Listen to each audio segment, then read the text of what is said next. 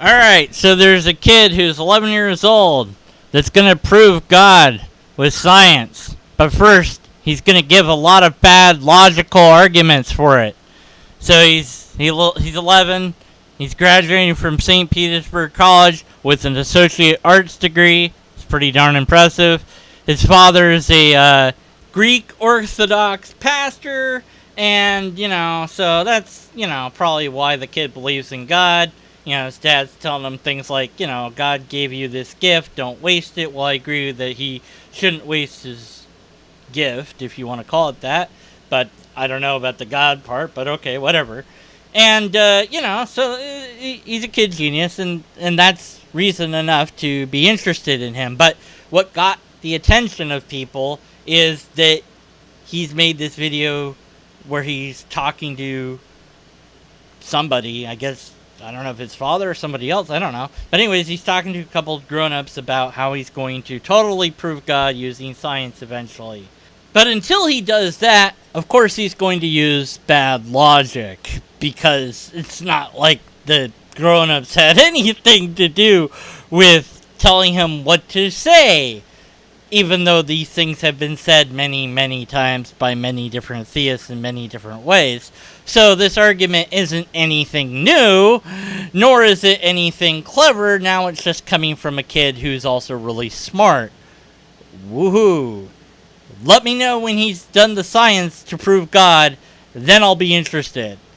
But as far as the argument goes, it's basically nothing can't make nothing, nothing and nothing. That doesn't make any sense.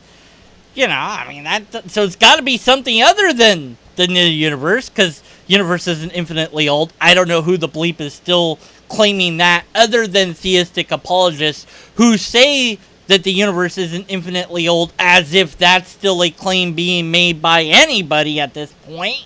But whatever, they got to put that in there.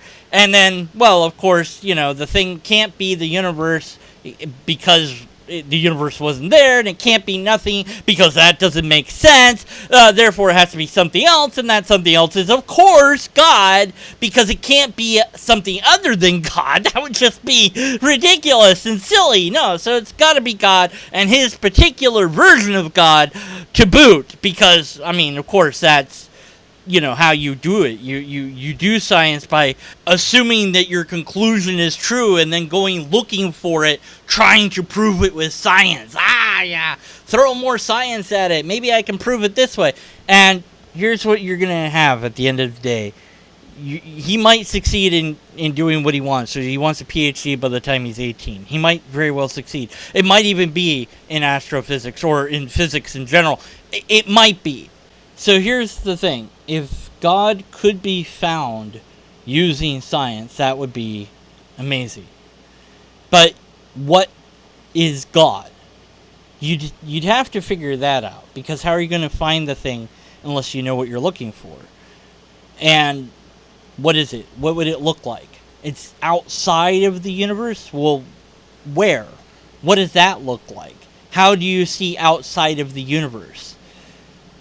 You couldn't hope to do that. If God is not in space, as many apologists assert, or in time, then how would you observe God in any way, shape, or form? How would you infer God?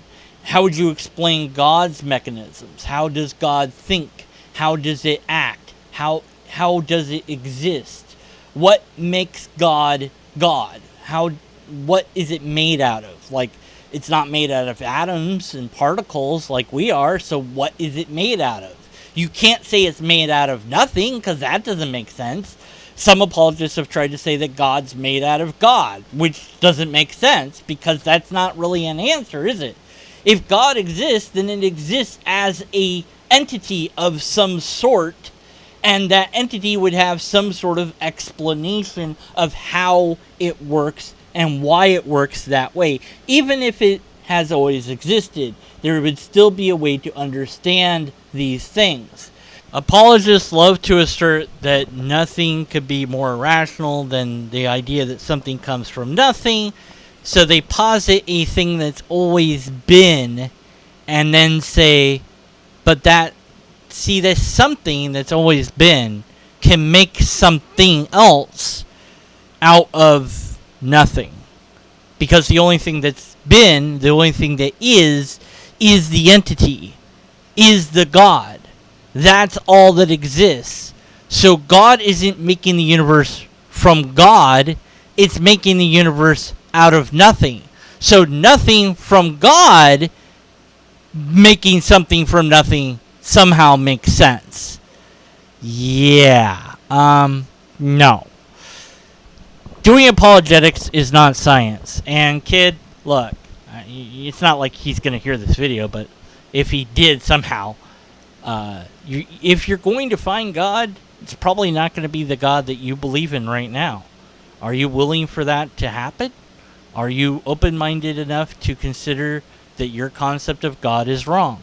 If confronted with the actual God, and it's nothing like what you thought God was, would you just think that it was a test by the real God? Now, the skeptic might actually be convinced if there was enough evidence that it was a God thing, although maybe the skeptic would doubt somewhere in his or her mind that it's an actual God, but why would God care? As someone famous once said in some movie that's totally real, what does God need with a starship? Although I would put it, what does God need with my belief in it? Why is God so worried what I believe?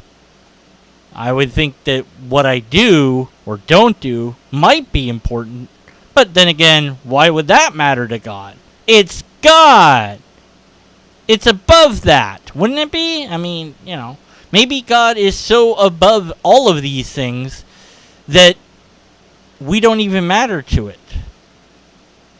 What if that's true? Or what if, as a song I really enjoy says, it's not that we don't believe in God, per se, but it's that God doesn't believe in us. What does that mean? Are we all in the Red King's dream? I don't know anymore. Now this video has made me question reality as I understand it and look into the abyss. So, while I have an existential crisis, remember, listen until we have empirical evidence, which we didn't have here, a repeatable test, which was not offered, or a valid and sound argument, which is far removed from this video. It's argument, the kid making it, there's nothing of substance here. So we don't have that either. We should be then skeptical of the conclusions. I want to give a quick shout out to R. Lester and Ghostly, who also covered this video, and you can watch their videos. I'll link to those videos in the description box below, or wherever they eventually move that description box to. And you can also subscribe to their channels if you haven't already done so. And if you do any of those things, be sure to comment on their channel video somewhere, like be on R. Lester and be like, hey, Ghostly sent me, and then on Ghostly's channel be like, R. Lester sent me, and that will just confuse everybody. Don't tell them that I told you to do that, and it's not like they watch my content, so they're not gonna know anyways.